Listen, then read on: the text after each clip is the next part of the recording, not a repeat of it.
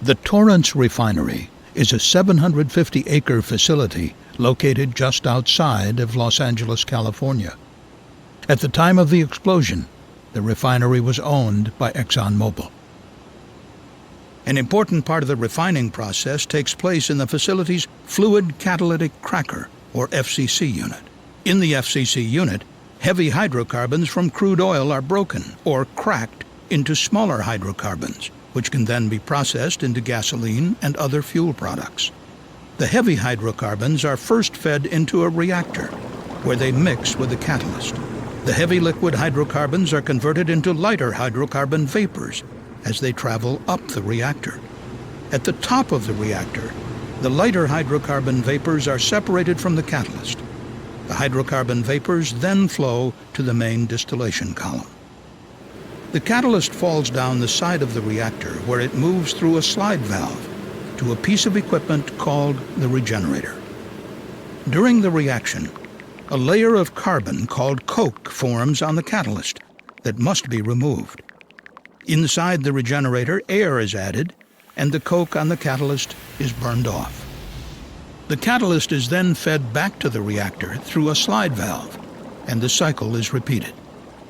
When the coke is burned off the catalyst, this creates products of combustion called flue gas. The flue gas flows out the regenerator and enters a system comprised of multiple pieces of equipment, which remove any remaining catalyst particles present. The regenerator and flue gas system comprise the air side of the FCC unit. The last piece of equipment in the flue gas system is called the electrostatic precipitator, or ESP. The ESP removes small catalyst particles using static electricity. While the ESP is energized, it creates sparks, which are sources of ignition.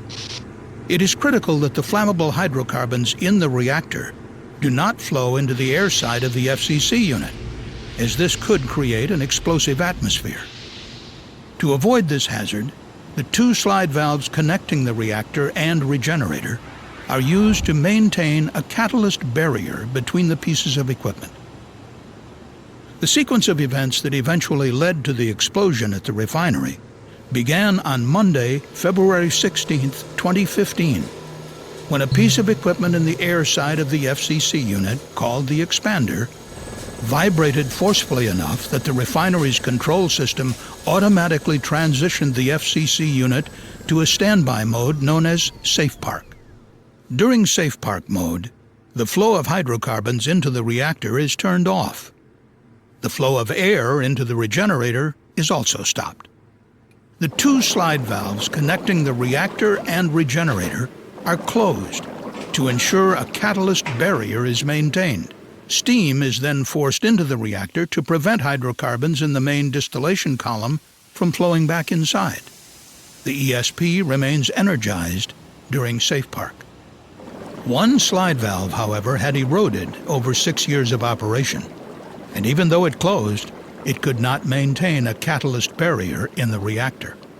Within 7 minutes of the unit going into Safe Park, all of the catalyst in the reactor fell through the slide valve into the regenerator. A direct pathway was created for hydrocarbons to flow between the reactor and the regenerator. But the pressure of the steam flowing into the reactor as part of Safe Park mode was high enough to prevent hydrocarbons in the main column from flowing back inside. With the unit in Safe Park mode, operators attempted to restart the expander several times, but were unable to do so. Refinery personnel met to identify a strategy to repair the expander and bring the FCC unit back online. Operations personnel predicted the expander could not restart because catalyst had likely accumulated inside. On Tuesday, February 17th, a meeting took place involving a group of refinery personnel. The group discussed a similar expander outage that occurred in 2012, for which the refinery had developed what is called a variance. A variance is a management-approved deviation from procedure. The group decided to use the 2012 variance, which allowed a departure from the typical requirements for isolating the expander. Part of that process involved installing a blind in one of the expander's outlet flanges.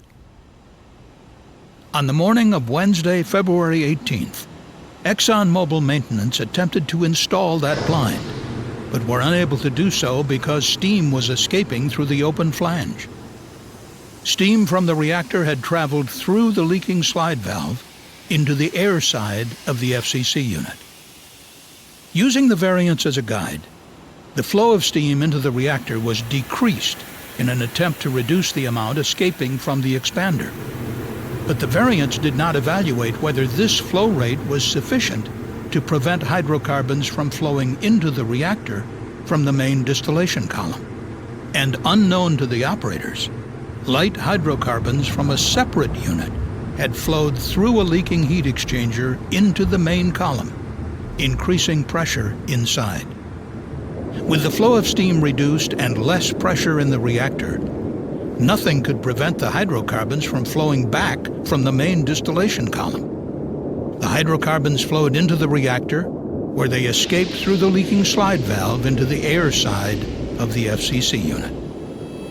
At 8:07 a.m., a maintenance supervisor working in the FCC unit received an alarm on his personal hydrogen sulfide monitor, warning him that hydrocarbons were leaking nearby.